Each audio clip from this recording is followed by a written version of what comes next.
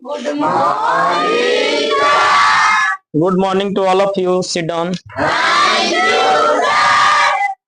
Subject music में आप सभी का हार्दिक अभिनंदन है। और आज मैं फिर एक बार क्लास 10th संस्कृत ट्यूशन भाग 2 संस्कृत ट्यूशन भाग 2 के कुछ मोस्ट वीवीआई क्वेश्चन लेकर आया हूं, जो बिहार बोर्ड एग्जाम के लिए वेरी वेरी इंपॉर्टेंट है।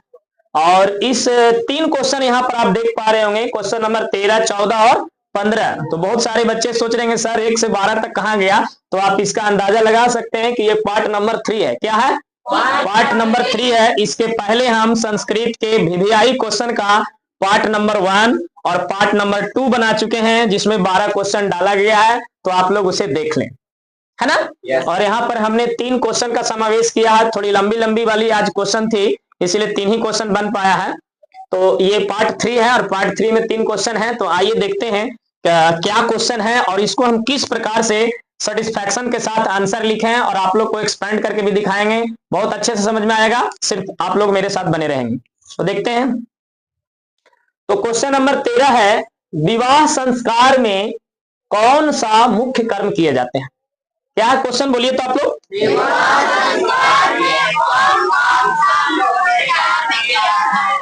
विवाह संस्कार में कौन कौन सा मुख्य कर्म किए जाते हैं? तो ये एगो चैप्टर था बाबू, भारतीय संस्कारा। क्या था चैप्टर? उसमें कुल 16 प्रकार के संस्कार थे। कितने प्रकार के? 16 प्रकार के संस्कार थे, है ना? और उन 16 प्रकार के संस्कार में एक संस्कार था विवाह संस्कार। बोलिए यस या नो? तो विवाह संस्कार में कौन कौन सा कर्म होता है, उन कर्मों को बताना है, सिर्फ मुख्य कर्म को बताना है। क्योंकि विवाह में तो बहुत सारा कर्म होता है, सारा लिखोगे तो बहुत बड़ा हो जाएगा। और ये आपको क्वेश्चन मात्र 2 नंबर में पूछने वाला, क्योंकि संस्कृत में जो हिंदी में जो क्वेश्चन पूछता है वो सबका सब 2 नंबर का रहता है। कितना नंबर का? संस्कृत में एक भी क्वेश्चन जो हिंदी में पूछता है वो 5 नंबर का नहीं होता, सब 2 नंबर का। 8 को क्वेश्चन पूछेगा 2-2 नंबर वाला, यानी 16 मार्क्स का। कितना मार्क्स का? 16 मार्क्स का क्वेश्चन आपको 16 को रहेगा। फोकस करेंगे आप लोग सभी लोग व्हाइट बोर्ड पर, है ना? क्वेश्चन 16 रहेगा, लेकिन उसमें से बनाना 8 ही रहेगा। क्वेश्चन कितने रहेंगे? 16। बनाना कितना रहेगा? और 8 सभी क्वेश्चन कितने कितने मार्क्स के? 2-2 मार्क्स के। तो 8 दूनी कितने नंबर हो गए? 16 नंबर। आया समझ में आप लोग को? तो देखिए क्वेश्चन क्या था कि विवाह संस्कार में कौन कौन से मुख्य कर्म किए जाते हैं। विवाह संस्कार में कौन कौन से मुख्य कर्म किए जाते हैं, यानी कौन कौन सा ऐसा कर्म है जो विवाह संस्कार में आयोजित होता है। ठीक है, चलिए आइए देखते हैं। विवाह संस्कार में अनेकों मुख्य कर्म किए जाते हैं। पहला लाइन लिखना है कि विवाह संस्कार में अनेकों मुख्य कर्म किए जाते हैं। ठीक है, उनमें क्या क्या है वो देखते हैं। उनमें वाग्दानम, सबसे पहले वाग्दानम संस्कृत में लिखता है, लेकिन इसको हिंदी में लिखिएगा तो वाग्दान लिखिएगा। दूसरा है मंडप निर्माणम संस्कृत में, और हिंदी में क्या लिखेगा? मंडप निर्माण। मंडप निर्माण आप लोग समझते होंगे। मंडप निर्माण जो मड़वा छवाता है। बोलो यस या नो? इसके बाद आगे क्या लिखा है बाबू? वधु के घर में वर पक्ष का स्वागत। वधु के घर में वर पक्ष का स्वागत, है ना? वधु के घर में किसका स्वागत? वर पक्ष का स्वागत। बाराती लोग जाता है ना बाबू, बोलिए यस या नो? तो सुंदर सुंदर श्लोकों से जो औरतें लोग स्वागत करती है वधु के घर में, उसी को यहाँ कहा गया है वधु के घर में वर पक्ष का स्वागत। बोलिए यस या नो? बोलो, जब आप लोग बाराती गए हैं, लड़के लोग बाराती आप लोग गए हैं ना, तो वहां जाने के बाद जो कन्या का घर होता, जो वधु का घर होता, वहां आपको सुंदर सुंदर श्लोक से, सुंदर सुंदर कविता से स्वागत किया जाएगा। बोलिए यस या नो? तो वो वाली बात यहाँ पर लाई गई। बोलिए यस या नो? इसके बाद अगला क्या है कि वर वधु का परस्परम निरीक्षण। वर वधु का परस्पर। इसके बाद जयमाला होता, आप लोग देखे हैं? तो जयमाला में वर माने दूल्हा और वधु माने दुल्हन, तो दोनों एक दूसरे को क्या करते हैं? देखते हैं। बोलिए यस या नो? तो वहां जो निरीक्षण होता है उसी के बारे में लिखा। और आगे देखिए क्या कन्यादान होता है, सब लोग जानता है। कन्यादान, दान कर जी पापा सुने हैं, तो वो कन्यादान वाली बात है। ये सप्तपदी भी आप लोग जानते हैं, जो 7 फेरा लेता है। दूल्हा दुल्हन क्या लेते हैं? 7 फेरा लेते हैं। बोलिए यस या नो? हाँ। सात फेरा है सात वचन के, ये सप्तपदी। बोलो यस या नो। इसके बाद अग्नि स्थापन समझते हैं आप लोग? अग्नि का स्थापना किया जाता है, आग जलाया जाता है और उसके चारों तरफ घुमा जाता है। बोलिए यस या नो। पानी ग्रहणम होता है, पानी ग्रहण भी आप लोग देखे होंगे, अंगूठा छूने वाली प्रक्रिया। बोलो यस या नो। इसके बाद लाजा होम भी आप लोग जानते होंगे, लाजा होम जानते हैं ना आप लोग, लावा हुआ छिटाता ऐसे। चलिए, और सिंदूर दान तो सब लोग जानता होगा। इत्यादि कर्म कांड प्रमुख है, यानी इतने सारे कर्म कांड विवाह संस्कार में आयोजित होते हैं। तो आप लोग इसको अच्छे से याद करिएगा, इस बार आने वाला है, ठीक है। चलिए क्वेश्चन एक बार और पढ़ देते हैं। विवाह संस्कार में कौन कौन सा मुख्य कर्म किए जाते हैं? तो आंसर होगा विवाह संस्कार में अनेकों मुख्य कर्म किए जाते हैं। उनमें वागदान, मंडप निर्माण, वधू के घर में वर पक्ष का स्वागत, वर वधू का परस्पर निरीक्षण, कन्यादान, सप्तपदी, अग्नि स्थापन, पानी ग्रहण, लाजा होम, सिंदूर दान इत्यादि कर्मकांड क्या है? प्रमुख है। बोलिए यस या नो। समझ में आया आप लोग को? चलिए नेक्स्ट क्वेश्चन है, एक और क्वेश्चन हम यहाँ पर लिख रखे हैं। संस्कृत साहित्य के संवर्धन में, संस्कृत साहित्य के संवर्धन का मतलब क्या होता है? कि संस्कृत साहित्य के विकास, संस्कृत साहित्य का बढ़ावा, संस्कृत साहित्य का बढ़ावा। तो कह रहा है संस्कृत साहित्य के संवर्धन में, यानी संस्कृत साहित्य को आगे बढ़ाने में, संस्कृत साहित्य को विकास करने में, है ना। महिलाओं के योगदान का वर्णन करें। ये मत सोचिए कि संस्कृत साहित्य को सिर्फ पुरुषों ने आगे बढ़ाया, बल्कि स्त्रियों ने भी आगे बढ़ाया। तो यहां पर जो वर्णन हम लोग करेंगे, सिर्फ स्त्री का वर्णन करेंगे जिन्होंने संस्कृत साहित्य के संवर्धन में, यानी बढ़ावा में क्या दिया है? योगदान दिया। बोलिए यस या नो। आइए देखते हैं कौन कौन सी महिला है। संस्कृत साहित्य के संवर्धन में, संस्कृत साहित्य के पुरुषों की भांति महिलाओं का योगदान प्राचीन काल से वर्तमान काल तक स्मरणीय है। मतलब प्राचीन काल में भी थे और आधुनिक काल में भी है, यानी वर्तमान काल में भी है। बोलिए यस या नो। प्राचीन काल में भी महिलाओं ने, प्राचीन काल में भी महिलाओं ने संस्कृत साहित्य के योगदान, संस्कृत साहित्य के संवर्धन में योगदान दिया, और वर्तमान काल में भी महिलाओं ने संस्कृत साहित्य के संवर्धन में योगदान दे रही है। बोलो यस या नो। आप कहेगा कौन कौन सर? चलिए वही तो पढ़ना है इसमें हम लोग को, है ना। देखिए आगे क्या लिखा। ऋग्वेद, प्राचीन काल की बात है ना। ऋग्वेद में 24, ऋग्वेद में कितना?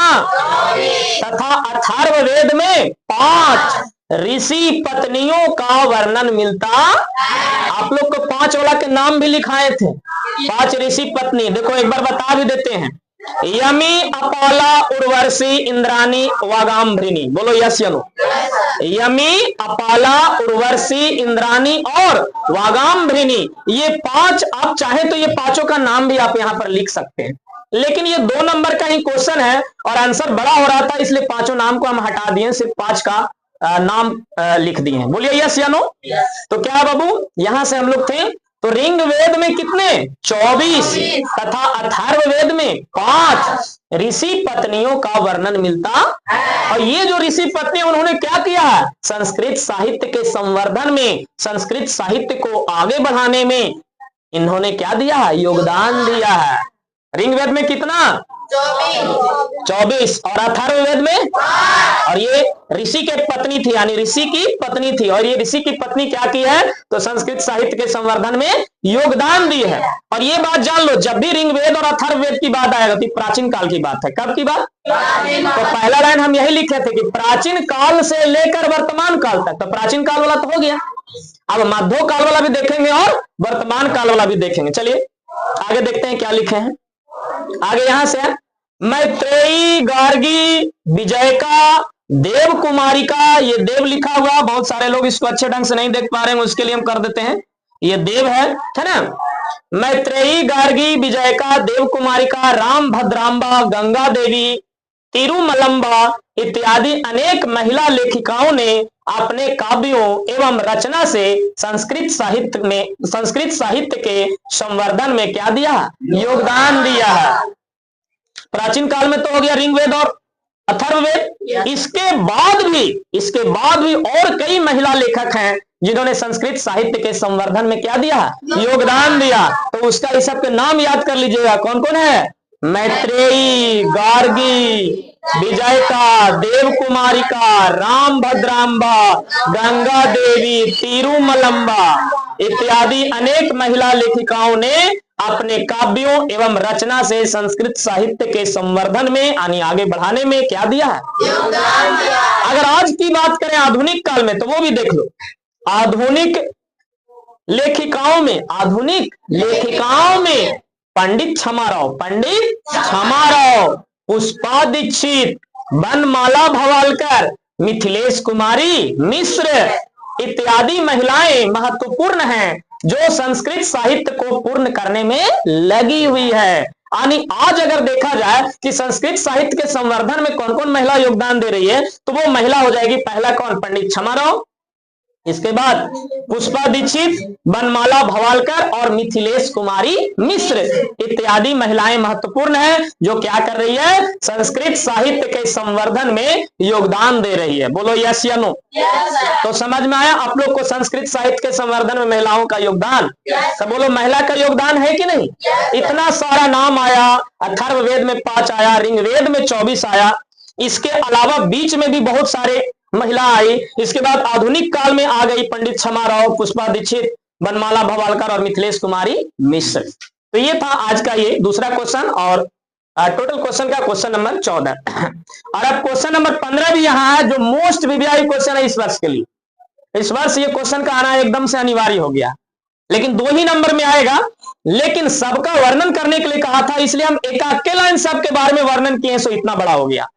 समझ में आया? देखिए क्वेश्चन में क्या कह रहा था, मनुष्य में 6 प्रकार का दोष कौन कौन है? मनुष्य में 6 प्रकार का दोष कौन कौन है? पूछेगा कि मनुष्य में कितने प्रकार के दोष हैं?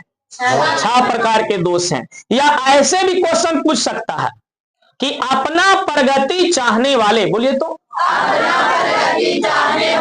मनुष्य को कितने दोषों का त्याग कर देना चाहिए? तो कितने दोषों का त्याग कर देना चाहिए? 6 दोषों। आइए देखते हैं क्वेश्चन में क्या है। मनुष्य में 6 प्रकार का दोष कौन कौन है? पठित पाठ के आधार पर क्या करें? वर्णन करें। मैंने ये जो चैप्टर दिया वो उसके आधार पर वर्णन करना है। यस या नो? देखिए हमने लिखा है। अच्छा ये चैप्टर जो है कहां से लिया गया बाबू? आपके किताब में एक चैप्टर था नीति श्लोका। बोलो यस या नो? और उसके जो रचनाकार थे वो थे विदुर नीति। कौन थे? विदुर साहब थे। तो विदुर साहब ने क्या लिखा? उनको महात्मा विदुर भी कहा, स्वयं भगवान कृष्ण ने कहा था उनको। ठीक है, तो देखिए महात्मा विदुर अच्छा थे कौन? महात्मा विदुर जो थे हस्तिनापुर सम्राट धृतराष्ट्र के मुख्यमंत्री थे। क्या थे? मुख्यमंत्री। ठीक है, धृतराष्ट्र राजा थे, वो अंधे थे, है ना? और ये मंत्री जो था एकदम विद्वान था। क्या था? तो उन्होंने क्या लिखा है? नीति श्लोका पाठ लिखा, जो चैप्टर हम लोग को दिया गया है क्लास 10th में। और उन्होंने एक बहुत बड़ा ग्रंथ भी लिखा जिसका नाम है विदुर नीति, और वहीं से उसको लिया गया। बोलिए यस या नो? चलिए देखते हैं। तो मनुष्य में 6 प्रकार का दोष कौन कौन है? पठित पाठ के आधार पर वर्णन करना है। तो आंसर यहाँ डाले हैं हम, बहुत ही सटीक आंसर लिखे हैं। महात्मा विदुर ने मनुष्य में 6 प्रकार का दोष, 6 प्रकार का दोष कौन कौन बताया? निद्रा का मतलब नींद, जो ज्यादा सोता है। जैसे आप लोग को हम कितने बजे आने बोलते हैं? 7 बजे, लेकिन आप लोग आते हैं कितने बजे? 9 बजे। तो उसको क्या है? उसके पास निद्रा है। बोलिए यस या नो? तो 9 बजे आने वालों निद्रा को त्यागो। ठीक है, 6 प्रकार के दोष में पहला दोष कौन है? निद्रा। यस या नो बोलिए। और दूसरा, निद्रा का मतलब देखो कोष्ट में लिख दिए नींद।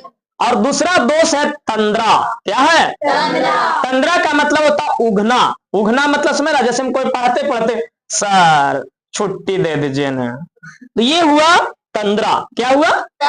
जो उगने लगता, मतलब जिसको तुम लोग कहते हो उगने लगता पढ़ने से, यानी पढ़ने में ना उसका दिल लग रहा है ना दिमाग लग रहा, तो वो आपके पास दोष है। वो आपके पास क्या है? दोष। और उस दोष का नाम क्या है? तंद्रा। क्या नाम है? तो निद्रा, तंद्रा। इसके बाद तीसरा दोष कौन है? भय। भय माने डर। स्टूडेंट के पास डर नहीं होना चाहिए। जो डर गया सो मर गया, डर गया सो मर गया। इसलिए डरना नहीं है, क्योंकि डर बाबू, डर को जो हराएगा वही आगे चलकर जीतेगा। बोलिए यस या नो? भय का मतलब क्या बताएं? डर। इसके बाद अगला दोष है क्रोध। क्रोध यानी गुस्सा। और पांचवा दोष क्या है? आलस। आलस सब लोग जानते होंगे आलस के बारे में। और दीर्घ सूत्रता एक होता है, क्या होता है? दीर्घ सूत्रता। अच्छा, ये सब में जो नहीं जानते होंगे तो उनके बारे में हम यहाँ वर्णन किए, क्योंकि चैप्टर में लिखा, सॉरी क्वेश्चन में लिखा कि पठित पाठ के आधार पर वर्णन करें। पठित पाठ के आधार पर मतलब वो जो 6 प्रकार का दोष है ना, उस सभी दोष के बारे में वर्णन करना, थोड़ा थोड़ा बताना है। तो देखिए सबके बारे में थोड़ा थोड़ा लिखे। नीतिकार ने कहा है कि अपना प्रगति चाहने वाले, यानी अपना विकास चाहने वाले, प्रगति आगे बढ़ने वाले, है ना, अपना प्रगति चाहने वाले व्यक्ति को इन 6 दोषों को क्या कर देना चाहिए? त्याग देना चाहिए। किन 6 दोषों को? जो ऊपर दोष बताएं। कौन कौन? निद्रा, तंद्रा, भय, क्रोध, आलस और दीर्घ सूत्रता। बोलिए आप लोग। हाँ, अब देखिए क्या लिखा। क्योंकि अधिक निद्रा, देखो पहले निद्रा था ना, क्योंकि अधिक निद्रा के कारण वह कोई काम समय पर नहीं कर पाता। बोलिए, निद्रा में रहिएगा, नींद में रहेगा तो समय पर काम होगा जी? 7 बजे आप लोग पढ़ने के लिए बुलाएंगे, आप लोग 9 बजे आइएगा तो पढ़ाई होगा? नहीं होगा। ठीक है, आगे देखिए क्या लिखे हैं। तंद्रावश वह अपने काम में पीछे रह जाता, और जब आप में तंद्रा रहेगा माने उगने वाला, उगने वाला, तो आप काम में क्या रह जाएगा? पीछे, हर चीज में पीछे रह जाएगा।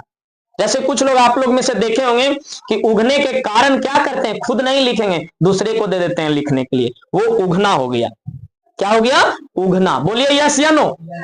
आगे क्या लिख रहा है बाबू? अपना काम में क्या रह जाएंगे? वो पीछे रह जाते। भय के कारण वह काम आरंभ ही नहीं करता, और जो डरता है उसको कोई काम नहीं होगा, क्योंकि वो कार्य ही प्रारंभ नहीं करता है। भय के कारण कोई काम ही नहीं प्रारंभ करता है। क्रोध के कारण बना काम बिगड़ जाता है, और अगर क्रोध करिएगा तो जो काम बनने वाला है ना वो बिगड़ जाएगा। ठीक है। आलस्य के कारण समय का सदुपयोग नहीं हो पाता। आलस जब रहेगा तो समय का सदुपयोग कैसे होगा? मतलब सदुपयोग का मतलब समय का सही उपयोग। आलस जो करता है ना उसका समय का उपयोग नहीं कर पाता है ना। जब समय बीत जाएगा तब करने से कोई फायदा होने वाला नहीं है, क्योंकि कहावत है, अब पछताए क्या होत जब चिड़िया चुग गई खेत। तो आलस के कारण समय का सदुपयोग नहीं हो पाता है, तथा दीर्घ सूत्रता के कारण व्यक्ति आज का काम कल पर छोड़ देने के कारण काम का बोझ बढ़ जाता है, जिससे व्यक्ति असफल हो जाता है। दीर्घ सूत्रता क्या? आज का काम कल पर ढाल दिया, और कल पर जब ढाल देगा तो व्यक्ति क्या हो जाएगा? उस पर काम का बोझ बढ़ता चला जाएगा, और जब काम का बोझ बढ़ेगा जिससे व्यक्ति क्या हो जाता है? असफल हो जाता है, सक्सेस नहीं हो पाता। बोलिए यस या नो।